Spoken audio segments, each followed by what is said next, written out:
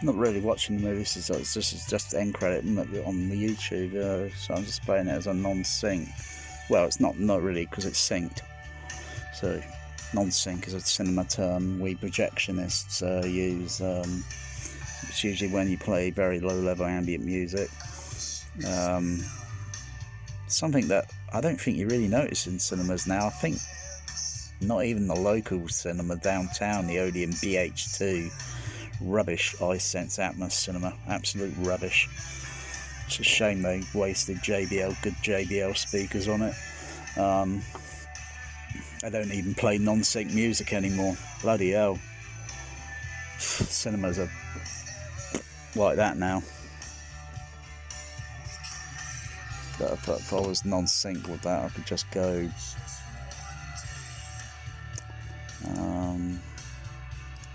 just turn it off. But where's the music playing?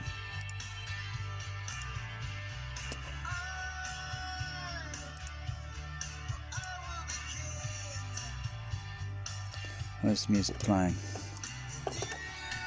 It's playing on stage, left center, right center. So that's left center, that's right center, that's left channel, left center, center, right center, right. That's 5 screen wide.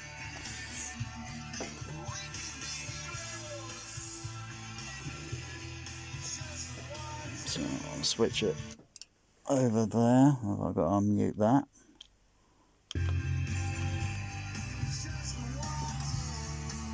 I've still got to do a little bit of EQing on the crossover slopes, because you got to listen to the bass frequency on the bass cab, how the tonal characteristic sounds, and get the tuning correct. So when I would switch eventually format,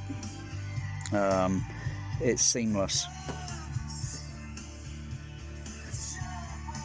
And wasn't Godzilla an SDDS 8 channel movie?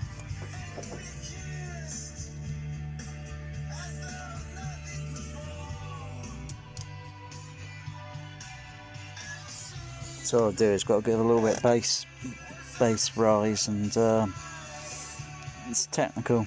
It's a little bit more than the what the average home cinema is, because an average home cinema can't do 5 screen. It's got nothing to do with front wide. Total different thing. There's 38,000 kilowatt running this THX JBL 115 speaker.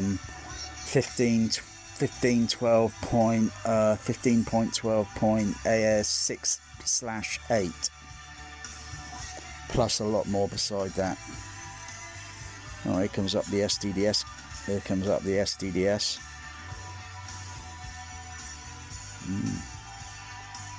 Wow, isn't that cool? SDDS. And all the like I say, all the amps are in the kitchen, the projector, everything. So it's this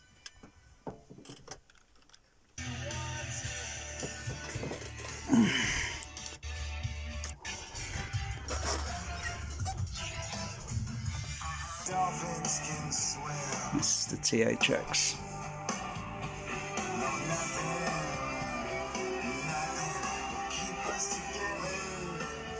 Plus, there's a lot more of those amplifiers there's a lot more of those amplifiers I got. Total is about 38,000. Not that I would ever need that to use that. It's just there for headroom. This is what you call a THX sound system. That's the original badge that was with the first. I own 3 of these. Private. It's private. As an ex-projectionist, it's private. But I'm sharing. You won't find any other home theatre on AVS forum that's got one of these, and they just talk about THX like you know. All they got is the plastic version. This is the professional, and it's like Tom Holman said, there's one just like it over there. It can do everything.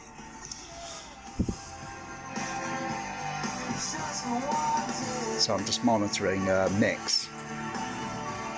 That's left stage, and that's right stage channel. Won't be anything else on the other stage channels because there's no sound format playing.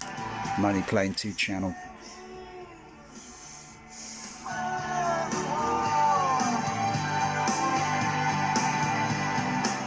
And that's my THX monitor fader.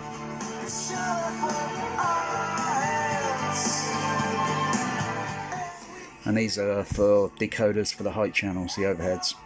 Basically, overheads, surrounds, Atmos, Auro, whatever you want to call it. It's overhead surround has been around for decades. Speakers have been used overhead for decades. Didn't you know that? I'm surprised. Well, you learn quite a bit when you're a projectionist.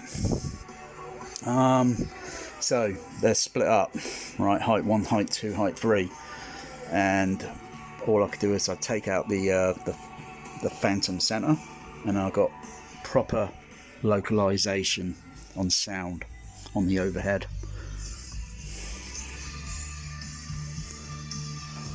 There, and one there, one over there, and one up there, one up here. It's very dark.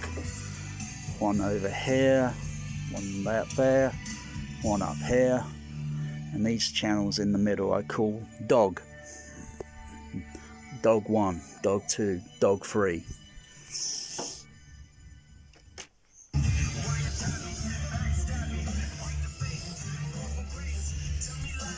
And that is your CP Cinema Processor 200. The best cinema processor that was ever made, period.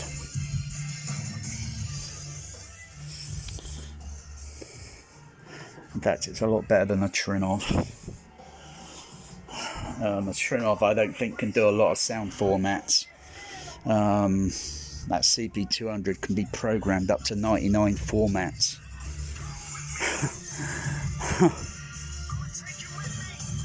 Look at it, look at the size of it.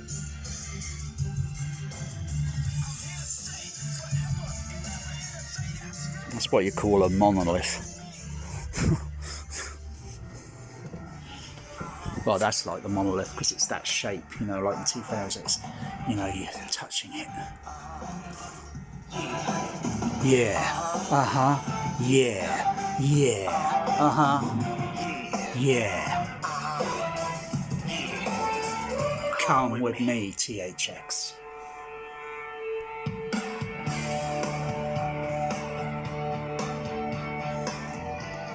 Yeah, and so these decode and separate the sound up into, well, actually my overheads can do up to about 4 channels each. Try doing that at home. And I'll get better sound panning, better far immersion storytelling about a Star Destroyer overhead that I heard in 1978 February at the local in the Cinerama screen with a storytelling Star Destroyer going overhead. And the downstairs auditorium, that's interesting because that used side wall, back wall and overhead surround speakers. That was a pretty cool cinema down screen number 2. And then one day I found myself I was working for UCI Cinemas local, and guess what? They were using experimental overhead surround with a Dolby CP55. That's a Dolby CP55. Plates come off of the hinges. With an SRA5. That's an SAR5. Yeah, speaker monitor, PA cinema speakers were Electra Voice. Free screen, no sub bass was used, even though it's applicable to use that for SR soundtrack.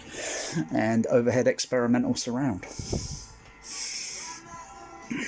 And did you know that the Dolby EX idea was my idea? That's my brainchild. But Dolby Labs stole the idea because I was talking on the telephone in 1998. The idea came to me when I was working with UCI Cinema.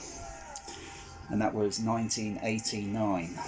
because I was frustrated and depressed with split stereo surround on 70mm film, even though UCI was only 35mm. But when I go to a cinema and see Indiana Jones: The Last Crusade at the Empire Leicester Square, or the local and the Empire Leicester Square and THX sound system, Dolby SR, JBL 16 mind-blowing kilowatt, and thinking something with this surround, the split surround, and something in between, which was the Centre Phantom.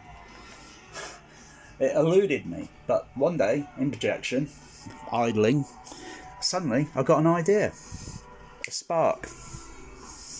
And when I used a DTS processor at home, 1998, earlier around about middle 1998, with a Yamaha DSR-70 Pro connected to my Millennium DTS decoder, and my first movie I was playing, GoldenEye, and it was night and day. It made a makeover with the split surround, and I had a CBS centre back surround behind me, 5 speakers behind back wall, 2 down the side walls, JBL's up at the front, big JBL 18 sub at the front.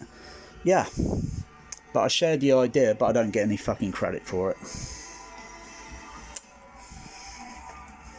Yeah, that was Eric Christopherson at Dolby Labs New York head offices, 9 p.m. UK time, and I was 30 minutes on the telephone with that bastard backstabbing. But this is basically my idea, and basically this is nothing special. It's a Dolby CP45 cinema processor that's been stripped down. Big deal. But hey, these were cheap, so I thought I'd buy them because they were cheap as fish and chips.